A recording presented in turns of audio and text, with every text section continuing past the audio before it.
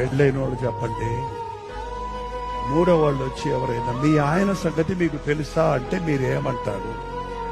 మా ఆయన సంగతి నాది లేకపోతే నీకేం తెలుసు, నోరు మూసుకొని పొమ్మంటారా? నా భార్య సంగతి నాకు తెలియకపోతే నీకేం తెలుసు, పొర అంటారా?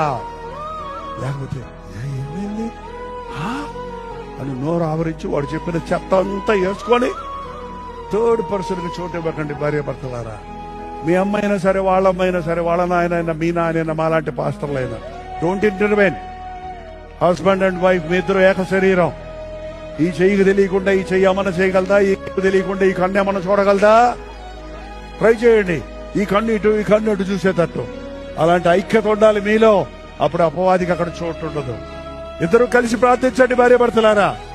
ఇద్దరు కలిసి ప్రార్థిస్తే అపవాదికి అక్కడ చోటు లేదు. నీ కడుపున బిడ్డలు గొప్ప వాళ్ళు అవుతారు. అప్పుడు మీ బిడ్డలు దేవుడి ఆశీర్వాదాలతో పెరుగుతారు. అప్పుడు